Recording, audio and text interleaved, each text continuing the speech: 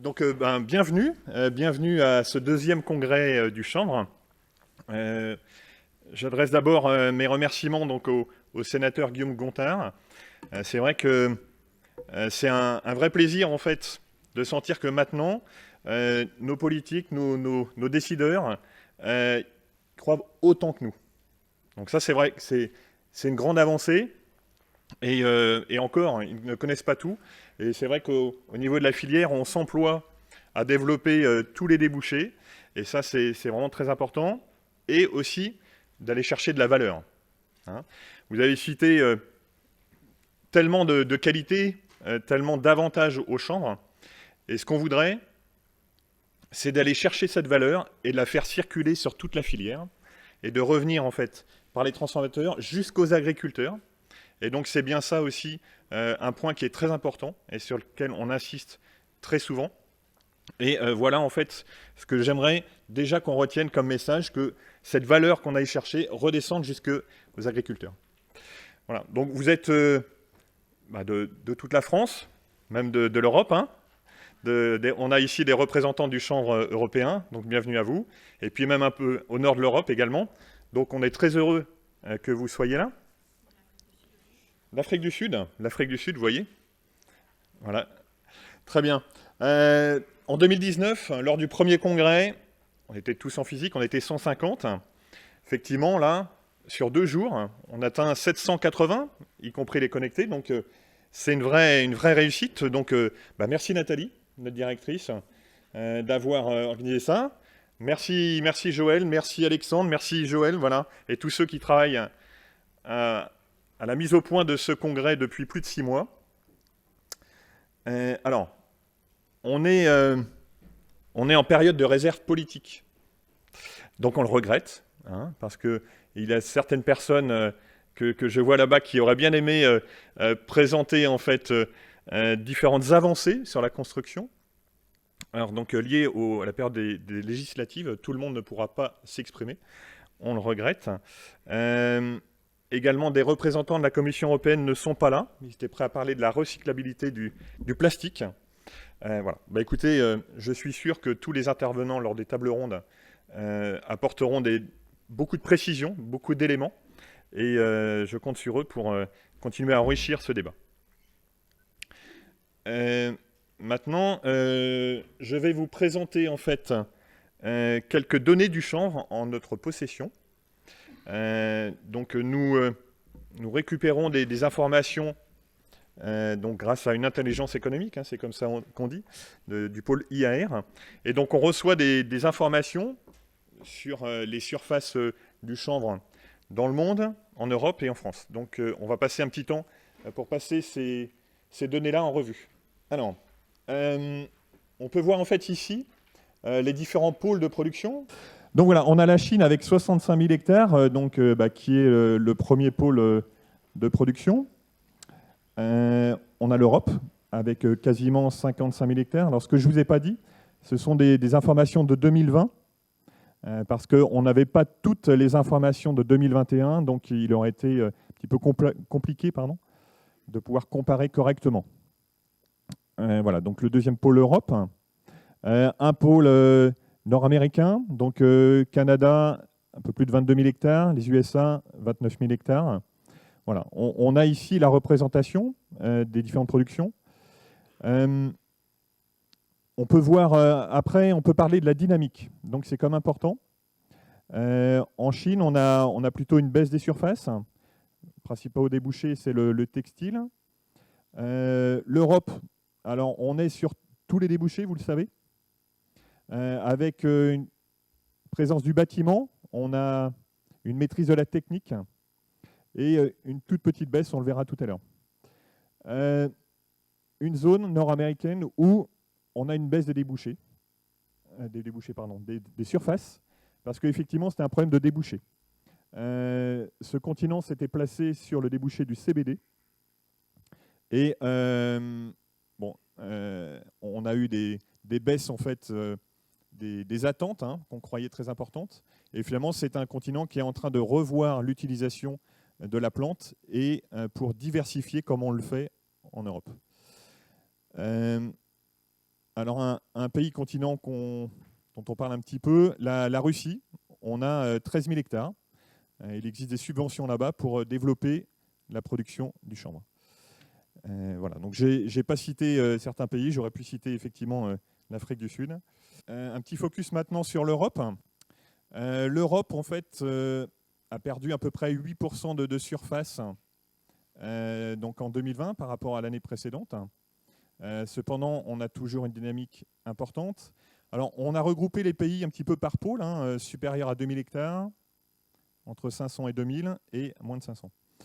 En haut des 2000, donc, on a la France qui est là. La France donc, est leader européen, donc avec plus de 37% des surfaces en Europe, et qui, du coup, par cette surface, est troisième producteur mondial. On peut le noter. Ensuite, avec bon nombre de pays européens, et donc ça c'est très bien effectivement que le chanvre s'implante dans beaucoup de pays européens. Donc on peut citer l'Allemagne avec plus de 5000 hectares, l'Estonie, l'Lituanie, donc avec les pays baltes, Pologne, Croatie. Ensuite, d'autres pays, donc Pays-Bas, je ne vais pas tous les citer. Et on a mis des petites flèches sur le côté pour indiquer les dynamiques. Et encore une fois, c'est les pays où tous les débouchés sont mis en œuvre, où on s'aperçoit qu'il y a la meilleure dynamique. Donc les pays trop focalisés sur un débouché voient leur surface parfois diminuer. On arrive au niveau français. On a actuellement 6 chanvrières, plus d'autres. Les chanvrières, vous les voyez là, vous les connaissez, mais on peut les passer en revue. Donc, celle donc, la plus importante, la chanvrière, donc, qui est sur la région Grand Est. Donc la Cavac, qui est plutôt dans l'ouest. Eurochanvre, Planète Chanvre, Gatti Chanvre, Agro Chanvre. Voilà. Et après, on pourrait citer grand nombre aussi de chanvrières qui existent là, et on est aussi très fiers aussi de ces chanvrières qui existent. Et comme l'a cité en fait Guillaume Gontard, on a des chanvrières en cours de constitution, donc en Atlantique, en Isère, en Occitanie, même jusqu'en Camargue. Donc ça, c'est des bonnes nouvelles. Et on arrive finalement donc à une surface d'à peu près 22 000 hectares en 2022. Donc ça, c'est des chiffres très précis de cette année. On regroupe donc 1500 producteurs. Donc on est très fiers aussi d'avoir autant de producteurs. Des salariés au nombre de 300, plus tant d'entreprises. Et au total, donc 140 000 tonnes de paille transformée. Je vous parlais de dynamique. La dynamique des surfaces françaises, donc, elle est bien là. Les surfaces ont été multipliées par 5 en 30 ans, justement parce qu'on travaille sur tous les débouchés. Alors, le sénateur a passé en revue toutes les qualités du chanvre.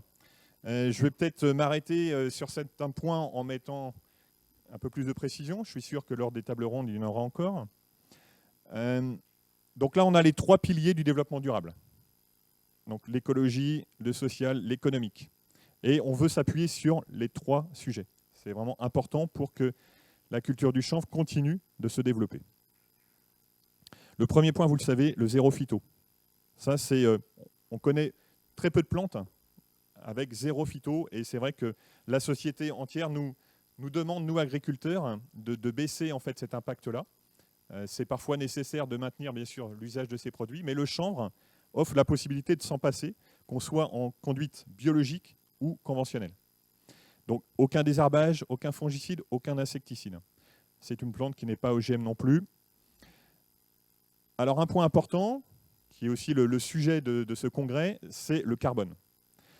C'est vrai que dans ces périodes un petit peu de contraintes climatiques, de dérèglement, fixer du carbone est une chose essentielle. Le chanvre a cette capacité à stocker 15 tonnes de CO2 par hectare et par an dès la première année sur 5 mois. Donc on dit que c'est autant qu'un hectare de forêt, mais le chanvre le fait dès la première année en 5 mois. Donc c'est une vertu quand même qui est incroyable, et faire de ce sujet le point central de ce congrès nous paraissait vraiment important. Je ne vais pas m'arrêter sur tous les points. Voilà. Au niveau économie, c'est important de développer des valeurs des débouchés à haute valeur. À l'usage, le chanvre respecte la santé des salariés, des utilisateurs, des habitants. On ne va pas passer trop de temps dessus, ça va être abordé après. Et ensuite, c'est une plante zéro déchet, même en industrie. C'est vraiment intéressant. Et bien sûr, toutes ces qualités nous permettent de répondre à 100% aux objectifs du Green Deal. La plante, vous la connaissez. Le rendement moyen en cheneville, c'est presque 1 tonne par hectare. Rendement moyen en paille, donc 6,5 tonnes de matière sèche par hectare. Alors, comment on arrive aux 15 tonnes de CO2 ? Eh bien, en fait, il faut compter la graine, la paille, les feuilles, les racines, et on multiplie par 1,4 et ça nous donne en fait la quantité de CO2 fixée. Ensuite, vous voyez 2 flèches en haut, à gauche août, à droite septembre. À gauche, le CBD, il est présent dans la fleur.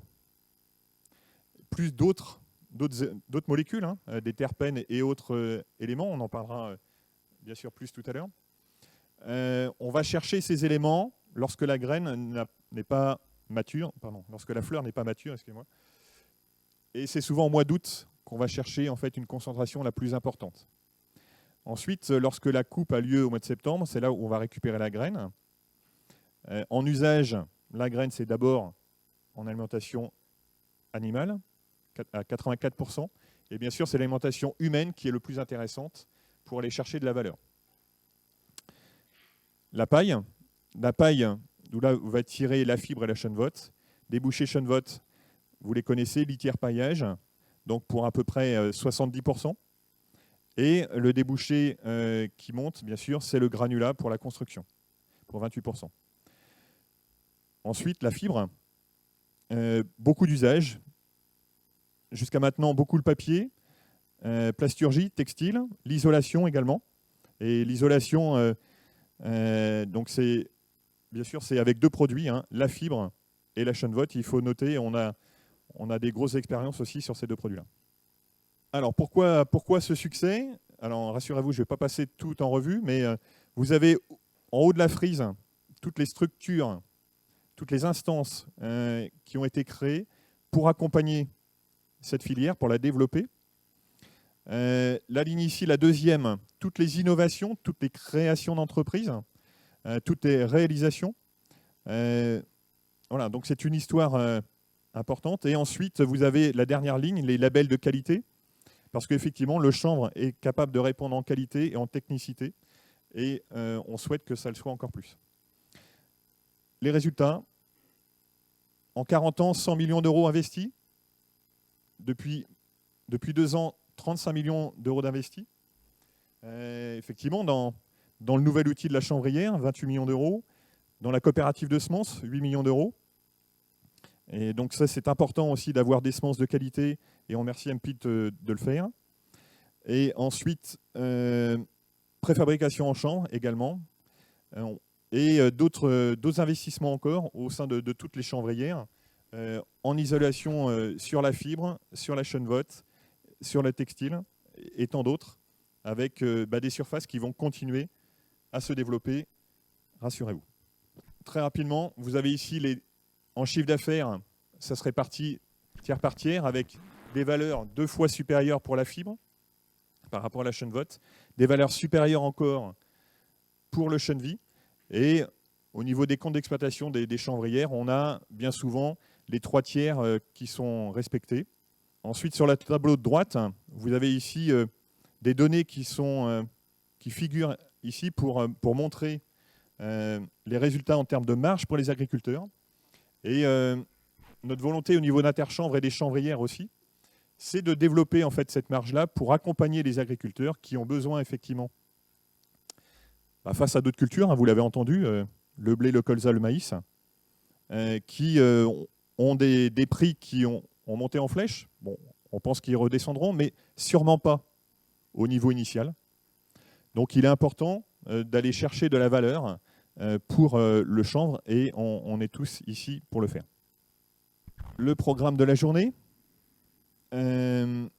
avec différents thèmes, hein. Donc la production déjà, avec un point sur le carbone par Christian Huyghe. Une table ronde sur la construction. On déjeunera, bien sûr, avec des produits à base de chanvre. Table ronde sur la plasturgie, le textile, l'alimentation, les molécules. Intervention sur le cannabis médical. Et une clôture qui sera faite par Baptiste Périssin-Faber, directeur exécutif de l'expertise des programmes de l'ADEME. Voilà. Je vous remercie. Merci Franck d'avoir planté le décor avec ce panorama mondial, européen et français.